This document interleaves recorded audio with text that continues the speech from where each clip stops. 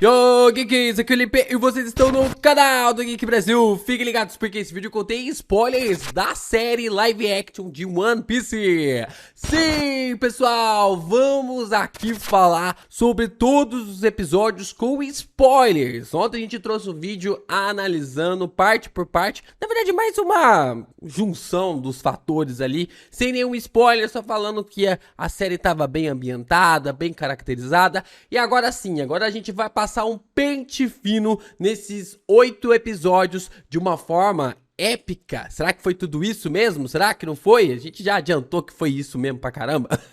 Mas a gente vai realmente falar o que foi bom e o que foi excelente nesse live action. Logo depois de você deixar o seu like, se inscreve aqui no canal, ajuda a gente a continuar crescendo cada vez mais aqui na plataforma, compartilhando os nossos vídeos. Você ajuda a gente pra caramba. E se inscreva lá no Vida de Geek. A gente tá pra trazer uma gameplay lá de Seers of Mars, né? Que é o jogo do momento. Então se inscrevam aí, porque em breve tem gameplay lá pra vocês curtirem também. Vamos lá, né? Sem tentar enrolar muito aqui, a gente vai falar sobre vamos pincelar aqui, né? Sobre os 8 episódios do live action de One Piece. A gente começa então analisando o episódio 1, que se chama O Amanhecer da Aventura, e tem pra mim como nota de 5/5, né? De uma escala de 1 a 5 ali, eu consigo colocar como 5. Ele é perfeito, ele é redondinho, ele é muito bom. A gente observa que esse é um episódio introdutório excelente. Apresenta os personagens de uma forma interessante e eu chego até mesmo dizer, eu ouso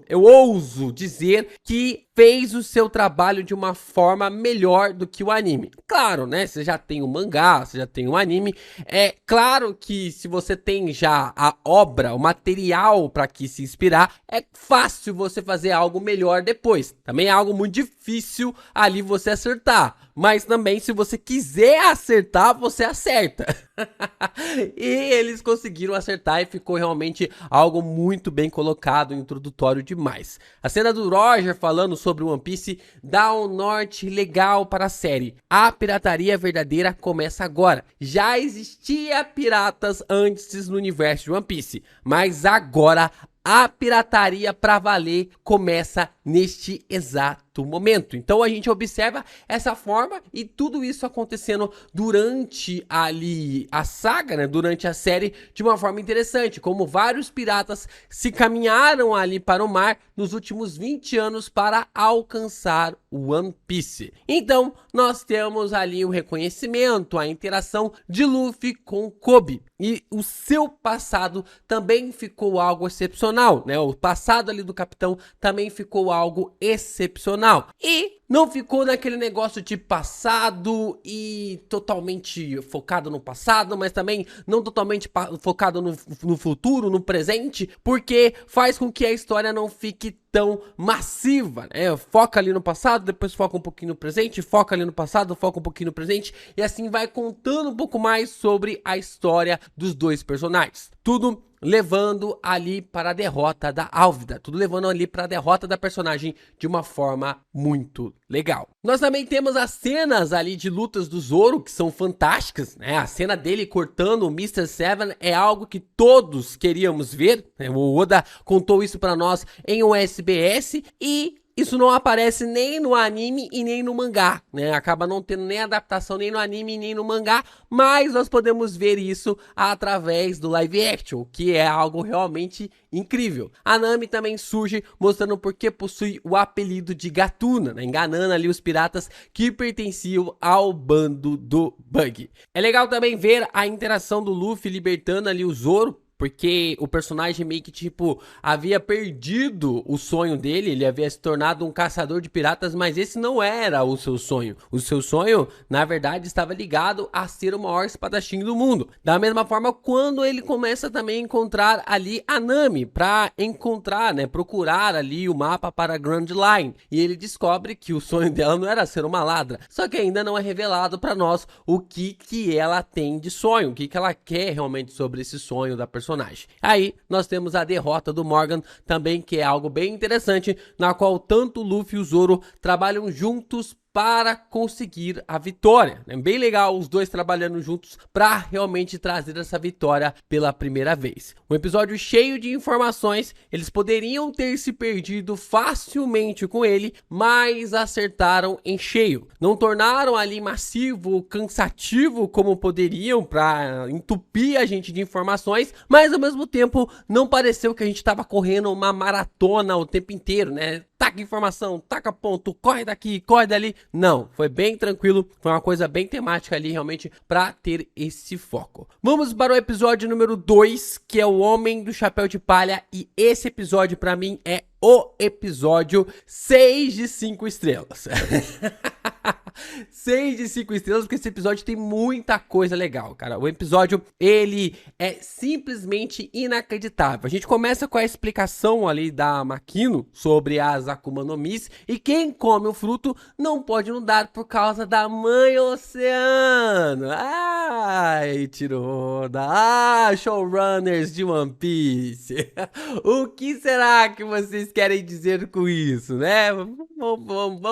Vamos em frente, porque isso aqui me deixou intrigado. A gente observa também o Luffy, o Zoro e a Nami, meio que acabam caindo em uma armadilha ali, e percebemos que é do Bug, o palhaço. É muito legal ver o jeito egocêntrico ali do Bug, deixando as situações ainda mais interessantes. E quando percebemos que todos da vila estão acorrentados, no lugar que ele havia invadido para fazer da sua base, a forma como todos esses cidadãos estão acorrentados se torna algo ainda mais bizarro, porque o Bug forma um círculo na qual todos os cidadãos estão presos, eles não podem sair dali, e a única função que eles têm é aplaudir o palhaço. E é muito legal porque a host, né, ali a trilha sonora é muito bacana, porque assim que eles percebem que estão no circo, começa a trilha sonora de um circo e tudo mais, e aí quando mostra a grade falando ali que os espectadores estão amarrados, estão presos, distorce a trilha sonora para algo mais de horror, de terror. É muito legal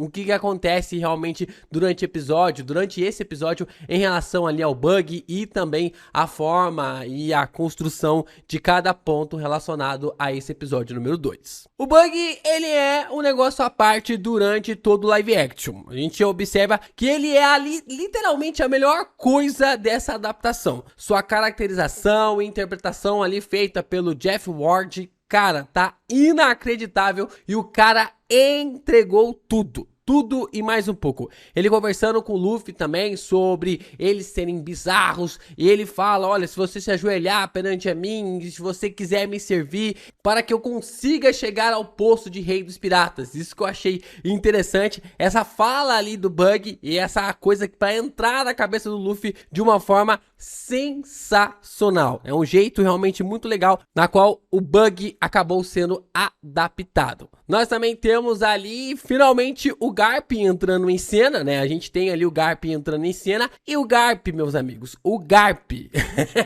com chapéu de cachorro é outro feito incrível. E o cuidado realmente com esse live action é uma forma realmente muito interessante, porque o Garp com esse chapéu de cachorro é uma das primeiras coisas que a gente viu do personagem no mangá. E nós também temos ali a forma como ele está visando o Kobe, né? Como ele visa o Kobe já demonstra um jeito diferenciado. E nós temos o Bogart, né? O Bogart que rouba a cena em tudo em que ele aparece, tanto ali de uma forma épica no live action, deixando o personagem muito melhor em relação ao anime e ao mangá, né? A forma como o personagem ele é trabalhado aqui, cara, é sensacional. E aí nós observamos a parte mais interessante, eu acho que é a cena. Dá pra disputar aí um top 1, com certeza, alguma das cenas mais incríveis de ação, né, durante os 8 episódios que nós acompanhamos. E eu amo cenas que parecem ser um único take.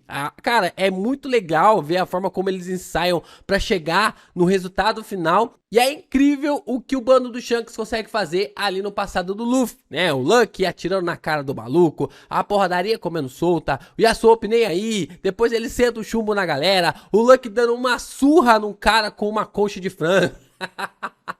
Cara, é realmente cinema. É um cinema aqui de uma forma sensacional. A parte em que o Luffy tá dentro do tanque é outra coisa maravilhosa, né? A gente transita entre o passado e o presente de uma forma legal, né? O Luffy sendo preso pelo Bug, utilizando o mar, utilizando a água do mar, o que enfraquece os Akumados, né? Aqueles que comem a Akuma no Mi, e o Bug começa a entrar na mente, tentando entrar na mente do Luffy, e a gente começa a transitar entre passado, presente, presente e passado. A gente observa ali o Shanks sacrificando o seu braço depois que o Luffy é mandado pro meio do mar através ali de uma confusão que rola com os bandidos da montanha. E aí o Shanks tem que sacrificar o seu braço para que o Luffy não morresse. É algo bem legal ver essa transição entre o tanque, ou coisa do tipo, e sempre como o Luffy acaba confiando nos seus companheiros. Tanto lá atrás ele é resgatado pelo Shanks, quanto agora ele é resgatado também pela Nami e pelo Zoro. E nós temos então a porradaria final que começa, e como derrotar, né? O questionamento de como derrotar alguém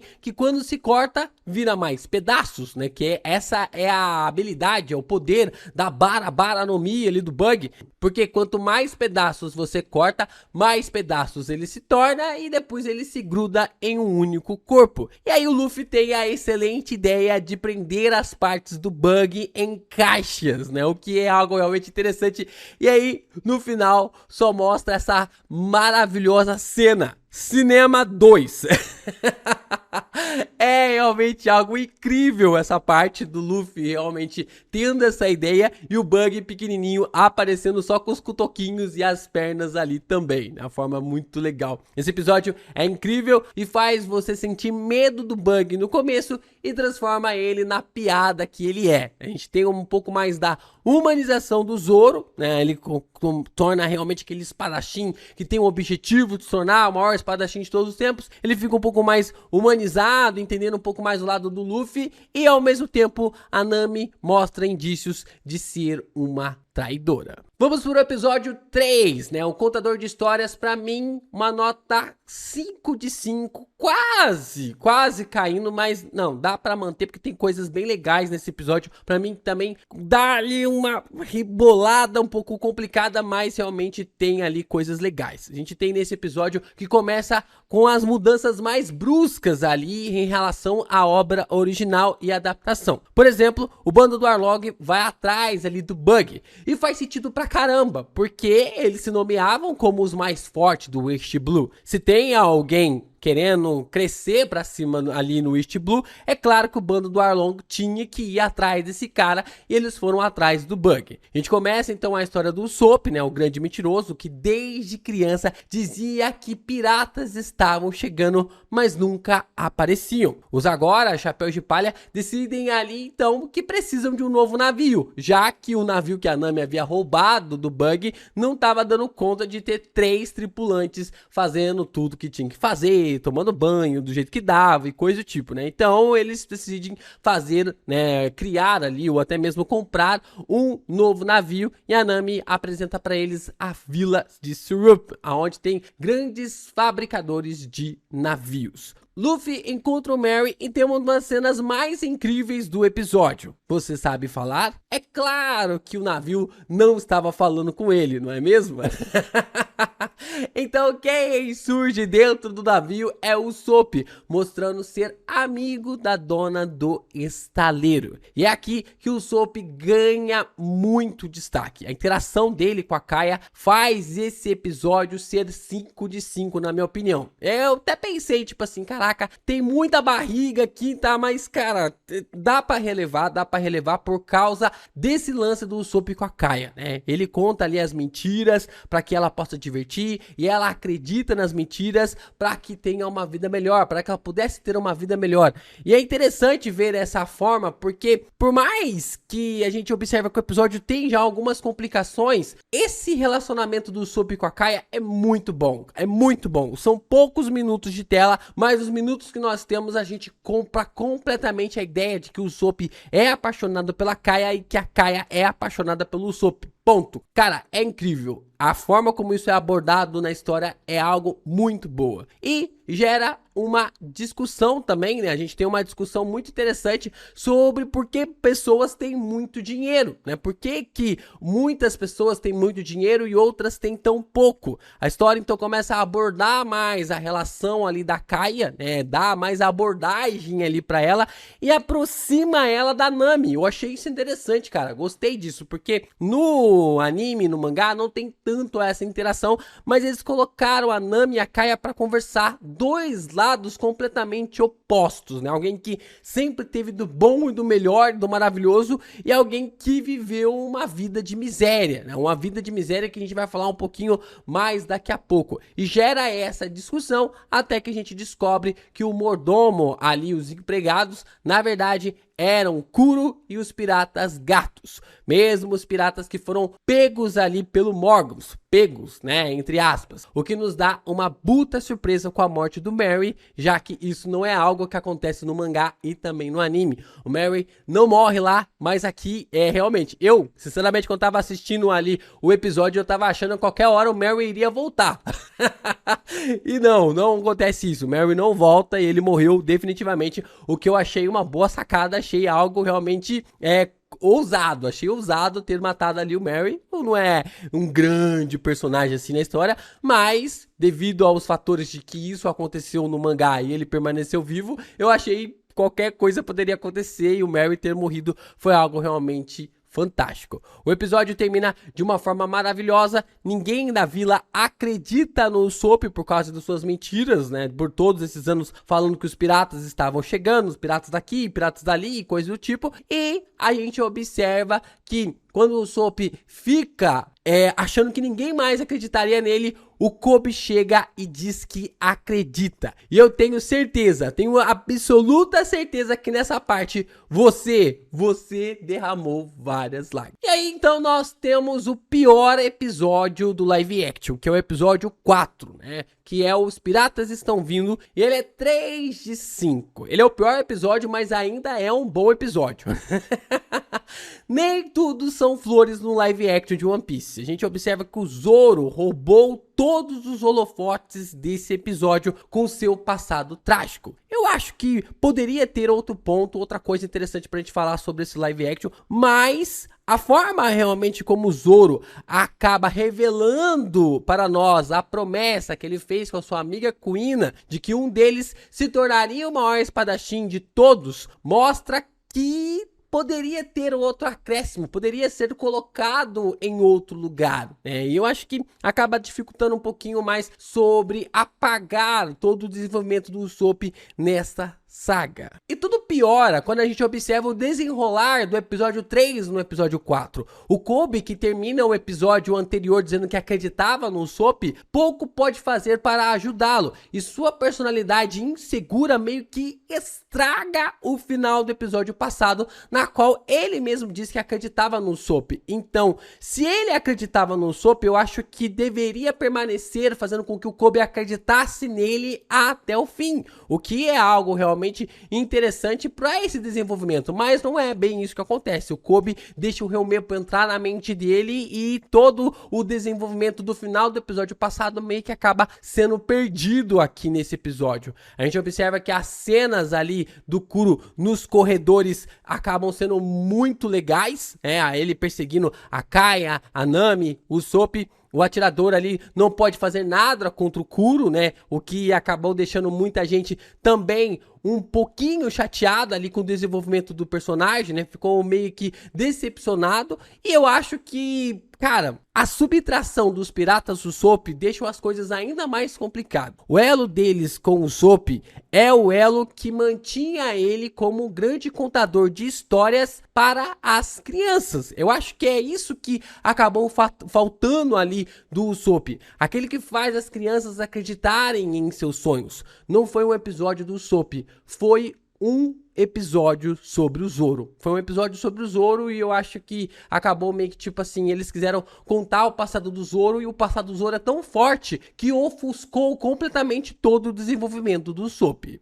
Assim, o Zoro acaba herdando a Wado Ichimonji ali da Kuina, porque a personagem acaba morrendo de uma forma misteriosa. E assim ele consegue sair do poço que havia sido jogado no final do episódio passado, depois de levar uma garrafada na cabeça. Esse flashback do Zoro, ele é 5 de 5 perfeitamente. Então, tipo assim, é por isso que é meio complicado ter encaixado o flashback do Zoro neste exato momento. E é aqui que vem a minha maior chatice. Aqui que vem.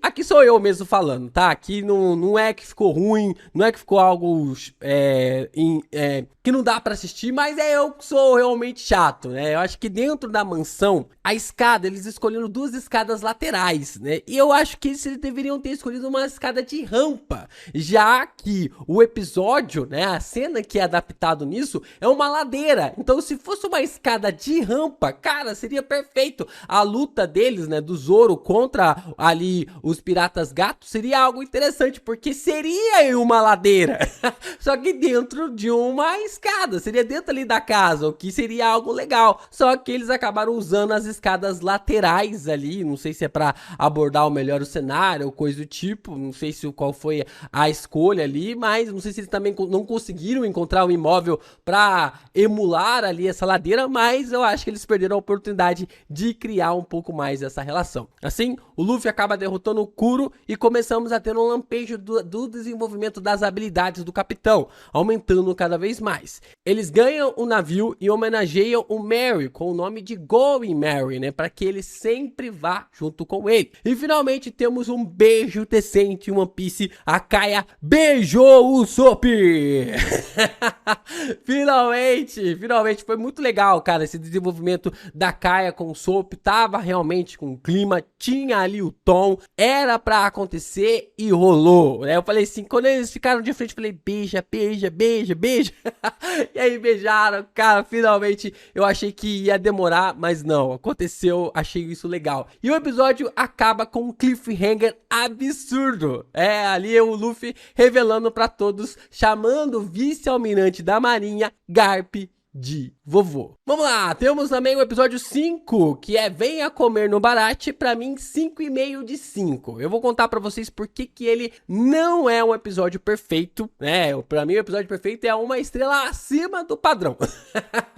Já começamos com o plot twist, né? O marinheiro que esteve ajudando até agora o Kobe, o vice-almirante Garp, é o vô do capitão e começa a persegui-lo. Assim, uma tempestade surge na frente deles, bem no meio do nada, bem no momento que a Nami mais precisava, o que é algo até meio que enigmático, né? Eles chegam em um navio-restaurante e vemos a interação do Sanji com a tripulação e com seu amado, odiado Zeff. E aqui que as coisas voltam a ficar de uma forma épica. Luffy dá comida pra todo mundo ali da sua tripulação e diz que pagará o Zeff quando encontrar o One Piece. Cara, isso aqui é muito One Piece mesmo, do Luffy, a cara do Luffy de falar isso, né, de chegar pros restaurantes e falar, não, quando encontrar o One Piece, eu pago. Ai, cara, eu achei essa ideia, a sacada disso é sensacional, trazerem essa parte do anime diretamente pra cá. É claro que o chefe não aceita e manda o Luffy se tornar o garoto faz tudo, né, já começando a lavar a louça, varrendo as coisas e tudo mais. Vemos então o Mihawk em ação, né, solando o bando do Krieg inteiro. Uma mudança brusca ali do live action para o anime e o mangá é que o Krieg, ele é um boss no anime e no mangá, e na série não deu nem pro cheiro. O Mihawk varre o personagem e é surreal o que o Mihawk faz ali, cortando o navio no meio. É sensacional. E ele falando com o Garp no telefone e ao mesmo tempo dizimando a tripulação do Krieg, né? Eu achei isso sensacional. É algo realmente pra hypar o personagem. Luffy, assim, quando encontrou, né, a Nami, o Zoro e também o Usopp, falando sobre os sonhos dele, né? A gente até comentou aqui sobre o Zoro e também a Nami. O Usopp, ele fala sobre o guerreiro do mar ou coisa do tipo. Ele questiona o Sanji sobre os seus sonhos. E o Zoro na verdade, né, quer ser o maior espadachim, o Soap quer ser o maior atirador, a Nami, ela não fala, né, mas o Sanji, bom, o Sanji ele não termina de dizer porque a gente observa que um sobrevivente apareceu da batalha de Krieg versus Mihawk e ele estava morrendo de fome. Simplesmente a gente observa essa situação, a forma desse sobrevivente e todos os cenários sem nem revelar o nome pra gente ver esse desenvolvimento. Simplesmente mais uma vez um momento cinema. A interação também da Nami e do Zoro era algo pra ser mais sensato, né? Algo mais sensato pra acontecer e a gente observa isso rolando de uma forma bem legal. São os dois personagens mais maduros no bando, ambos passam a gostar mais um do outro ao longo ali dos episódios, não demora muito, não fica nessa trocação de que eu não faço parte do bando, você não faz parte do bando, eu não te obedeço, blá blá blá, blá blá blá, e coisa do tipo. Não, né, já logo ali no episódio 5 já muda isso e os dois começam a se entender. Tem gente aí que tá até shippando o Zoro e Nami lá no live action. Ai, eu vou falar isso, as coisas malucas, mas tem gente que tá aí, né? Tem maluco pra tudo, né? Tem maluco pra tudo e é bem legal ver a interação dos dois. Ambos passam ali a lidar com o Soap, né? A forma como o Soap está interagindo e tal. E aí, o atirador, no meio da sua bebedeira, ele esbarra no balcão com o Mihawk. Onde será que já vimos isso? Onde será que nós já vimos a apresentação de um vilão num balcão de um bar, hein? Onde será que a gente já viu isso? Zoro então acaba desafiando o Mihawk e acaba sendo destruído pelo espadachim. Cara, não dá nem pro cheiro, não dá nem pro cheiro. Não dá nem pra chamar de luta porque o Zoro foi solado na faquinha da manteiga ali que você usa pra passar no pão. E aí o episódio ele só não é 6 estrelas porque o flashback do Zoro podia se encaixar aqui. A gente observa que o episódio tem 55, 53 minutos, dava pra ter encaixado o flashback do Zoro aqui. Se eles pegam o flashback do Zoro e encaixam neste cenário, no momento em que o Zoro ele desafia o Mihawk e aí começa o flashback dele, depois ele ataca o Mihawk, perde a luta e finaliza o flashback dele pra depois ele fazer a promessa pro Luffy, cara, ó, o episódio seria perfeito, seria perfeito. É claro que teríamos que se virar lá com o episódio 4 pra fazer o quê? Sei lá, mas agora eu acho que essa seria a criação maior, ter a colocação maior para termos realmente esse desenvolvimento do Zoro de uma forma perfeita. Por isso que não é 6 de 5 esse episódio. A gente observa a promessa, né, do Zoro pro Luffy e ela é algo muito boa, né? Ficou bem legal, ficou bem adaptado. Ele nunca mais perderia pra ninguém. Depois ele desmaia e o episódio acaba de uma forma magistral, puxando mais um puta cliffhanger. Aqui essa série, meus amigos, é cliffhanger atrás de cliffhanger. Vamos para o episódio 6. A gente observa aqui o chefe e o faz tudo. A nota 6 de 5, o episódio mais do que perfeito também. Perde por um pouquinho assim pro episódio 2, na minha opinião, porque o bug, cara, o bug é uma coisa inacreditável, mas é outro episódio mais do que perfeito, o episódio 6. A cena do Zeff ali fazendo os primeiros socorros do Zoro é ao mesmo tempo dramática e leve, né? O Craig Fairbanks, que é o cara que faz ali o Zeff, ele é um achado dos céus. Literalmente o cara é um achado dos céus, porque a gente observa ele transformar uma cena que era pra ser problemática, dramática, em algo hilário, em algo engraçado, né? Tipo assim, pra que bebida? Ué, é pra mim beber.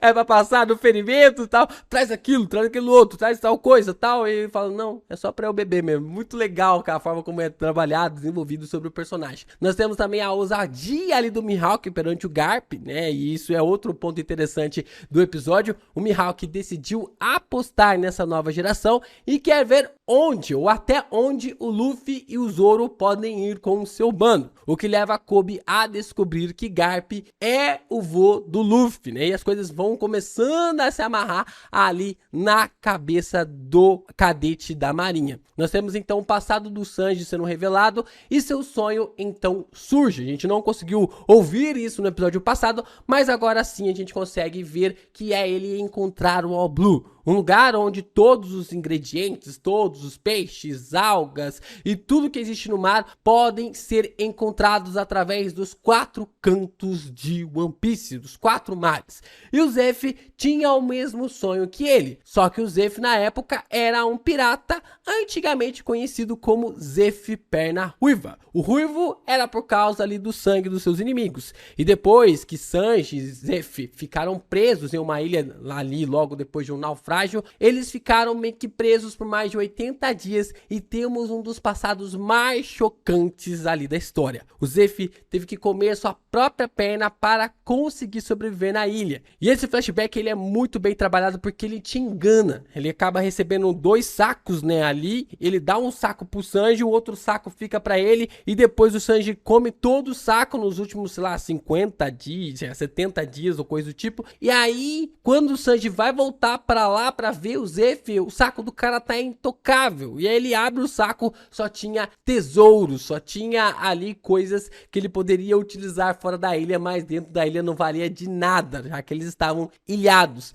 E naquele momento, o Zeff acaba revelando que teve que comer a sua perna para poder sobreviver. Um puta drama é criado ali em volta desse flashback e a gente observa essa construção acontecendo através dos 2 personagens. Nós também temos o drama ali em volta para o Zoro acordar e, cara, a Nami, quando ela começa a contar a história do Nolan para o espadachim, meu amigo, se tu não chorou nessa cena, dá uma procurada aí dentro se sua alma tá aí ainda.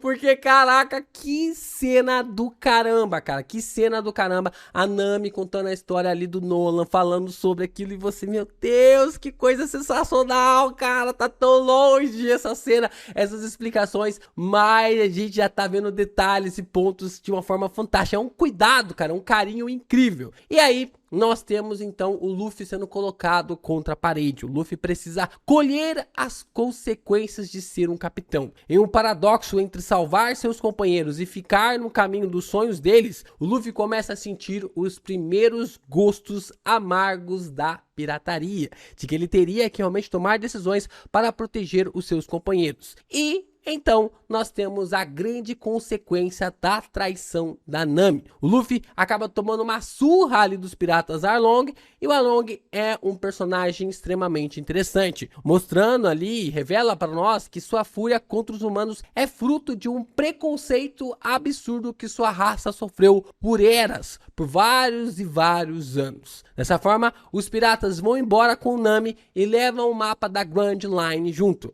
o que faz Luffy ficar ainda mais perdido, mas não antes de receber de volta as suas 2 asas. Sanji aceita entrar ali para o bando e o Zoro acaba despertando, acaba criando ali uma cena bem legal do despertar ali do Zoro, mostrando que o personagem esteve ouvindo tudo que foi contado, falado para ele durante essas últimas horas, né? Não dá nem para chamar durante os últimos dias, mas durante as últimas horas. A despedida ali do Sanji com o Zeff fecha o episódio com chave de ouro, né? A forma como os 2 personagens se despedem. O Luffy também sabe que a história da Nami não é desse jeito, tem algo estranho, e ele decide, antes de ir para a Grand Line, que eles precisam salvar a navegadora do seu passado, que eles precisam chegar até lá para mostrar que a personagem pode ter um futuro diferente. Vamos então analisar o episódio 7, a garota da tatuagem de peixe serra, que pra mim tem uma nota de 4 de 5. Esse episódio ele é extremamente complicado. O roteiro está perfeito,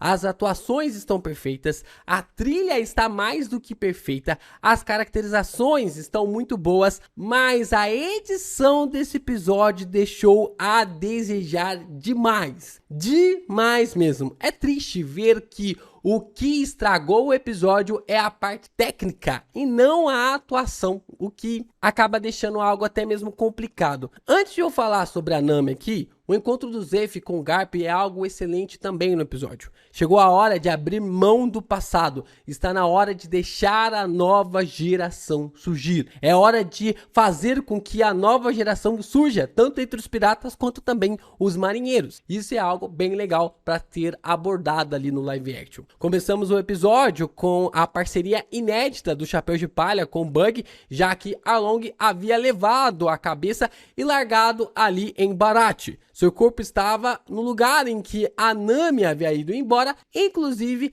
é uma interação excelente, né? Tanto ali do Zoro, do Sop, do Luffy, com a cabeça do Bug, é algo realmente muito legal. Eles conseguiram readaptar esse momento do mangá, juntamente com os Mugiwaras, até o retorno do corpo completo ali do Bug. Eu gostei. Nós observamos também um pouco do passado da Nami e do contexto dela ali como uma ladra, né? Sendo ensinada ali por Bell-mad e Genzo a não roubar. A caracterização ali do Genzo, meu amigo, tá algo absurdo.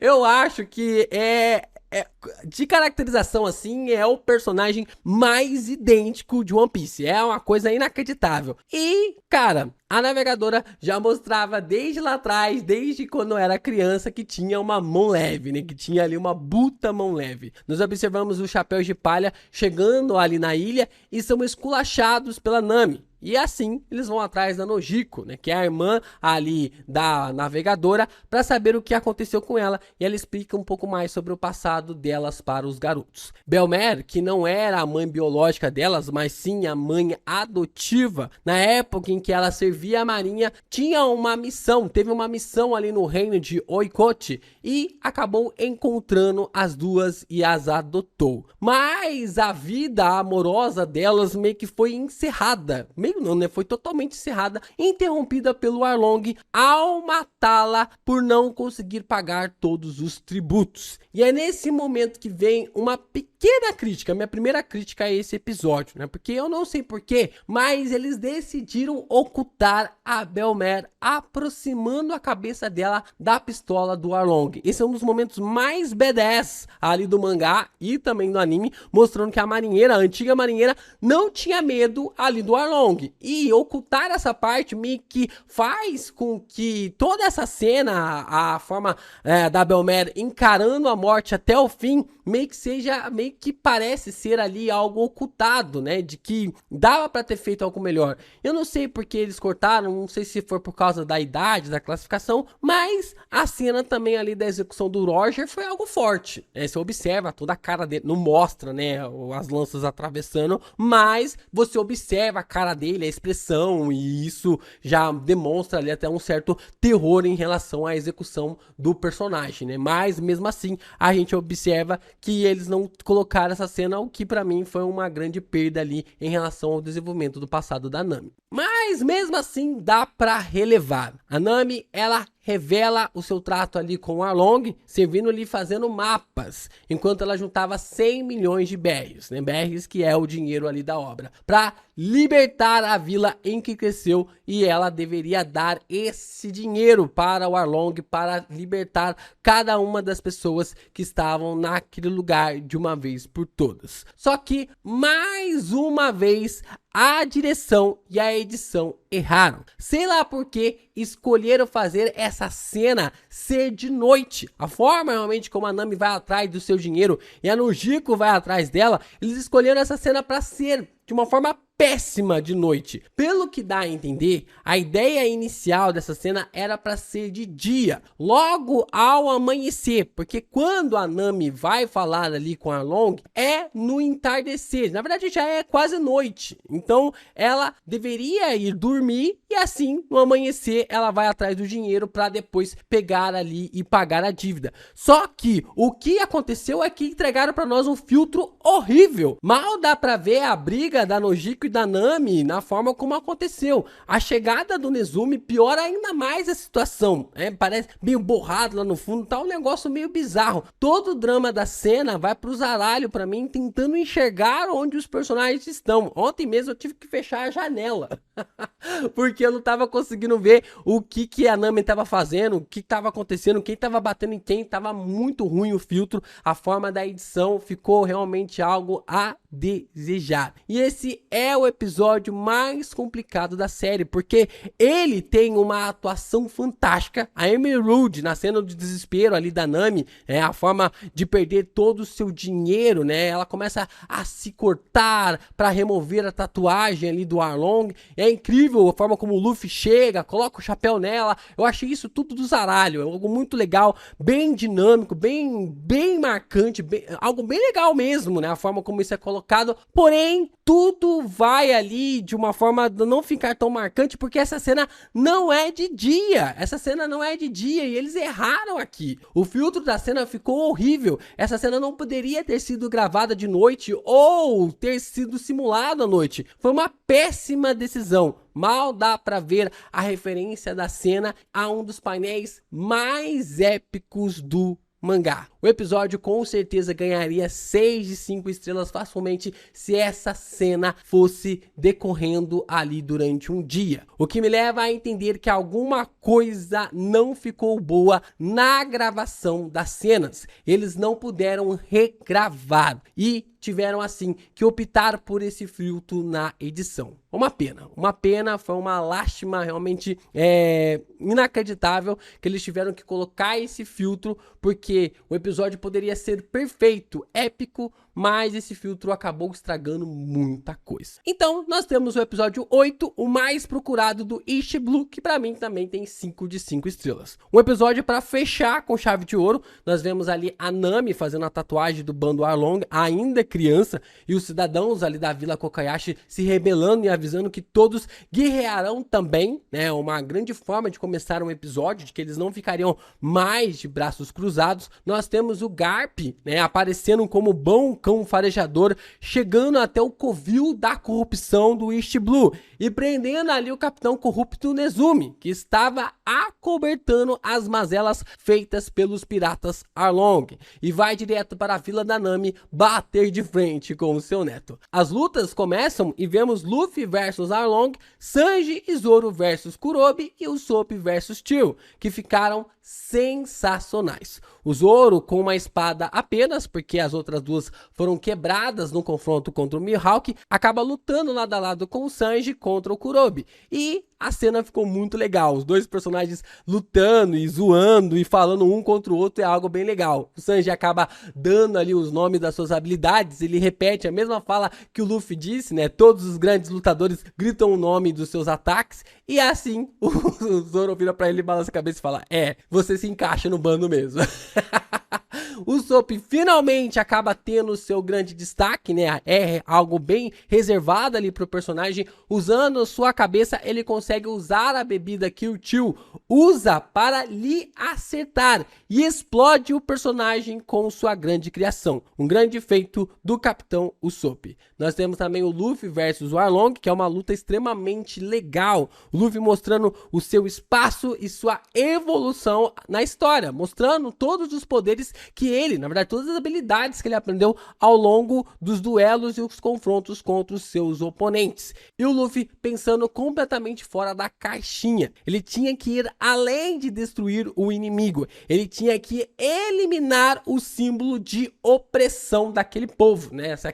Aquela torre era o maior feito do Arlong e ele tinha que derrubar. O pontapé que ele dá ali no vilão é sensacional. O CGI dessa cena estava incrível, derrotando o Arlong e assim se tornando o pirata mais forte do East Blue. Os piratas estão comemorando, né, uma felicidade ali para se comemorar em relação à vitória, mas o grupo do Garp chega nesse exato momento na ilha. Cara, e aí a gente tem uma das cenas mais incríveis do live action, porque o Borga mete simplesmente eu pensaria melhor se fosse você pro Zoro. Antes do espadachim sacar a arma. E é muito legal porque o Zoro vai sacar, aí o Borga ameaça ele, opa, ele murcha.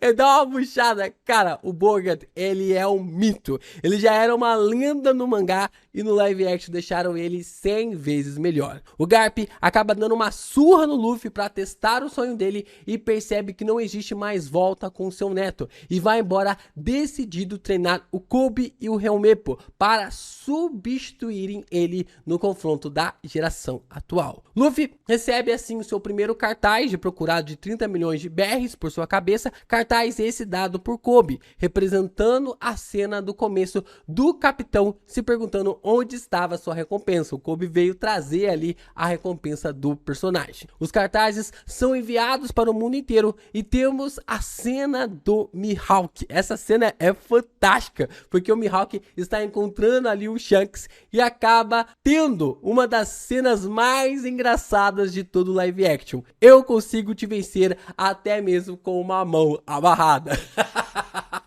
Cara, isso foi sensacional. Ele pega ali a mãozinha dele, põe pra trás, fala, eu consigo te vencer até mesmo com uma mão amarrada. Mano, o Shanks é muito filha da mãe. O melhor é que o Mihawk aceita aquilo de uma forma muito, tipo, à toa, sabe? Não vai pra atacar ali o Shanks ou coisa do tipo. Acho isso engraçado, achei isso interessante, porque ele tava ali realmente pra conversar. Nós observamos então a cena da promessa, né? A cena da promessa do barril, que é uma das cenas mais incríveis. E eles conseguiram deixar essa cena ainda melhor, mostrando cada um dos personagens na sua forma de criança, como seus sonhos de infância ainda estavam vivos ou ressuscitaram através do Luffy. Isso foi sensacional. Nós ainda temos a cena pós-crédito com um certo homem que vai vir atrás do Luffy como uma sarna. Ele virá atrás do Luffy como uma sarna e isso vai ser muito legal se a gente tiver uma segunda temporada. Foi um ótimo começo para One Piece, o mangá que tem ali a sua origem como um caos, né? Eu tava vendo aqui os Virivicards que estão por aqui no cenário e os 5 primeiros capítulos de One Piece introduzem mais de 50 personagens, gente. Então são 5 capítulos, introduzem 50 personagens. Imagina como seria adaptar isso, fazer toda essa história caber em 8 episódios. E eles conseguiram, na melhor forma possível, do melhor jeito possível, eles conseguiram adaptar e na minha concepção é o melhor live action em proporção, com certeza. As próximas temporadas serão bem mais fáceis de fazer, porque aqui o East Blue é ilha atrás de ilha, é momento atrás de momento. As próximas temporadas, basicamente, a gente tem uma ilha ou no máximo 2 ilhas para explorar ao longo ali do live action, 2 ou 3 ilhas no máximo, e depois a gente tem ali mais coisas pausadas, né? Às vezes é 2 ilhas, uma ilha durante uma saga inteira, então acaba ficando algo mais fácil de se adaptar, é claro, com muitas aspas. Então a gente observa que estamos esperando agora só a confirmação da segunda temporada. Acho que esse é um marco no mundo dos live actions. Eu espero que finalmente as pessoas tenham entendido como o mundo dos mangás e dos animes devem ser tratados. Deve ter um respeito na produção dos live actions em relação aos animes e aos mangás. Deve realmente se inspirar, criar coisas novas, mas acima de tudo, a essência da história tem que estar lá. A essência da trama precisa estar lá e o live action de One Piece trouxe tudo isso para nós.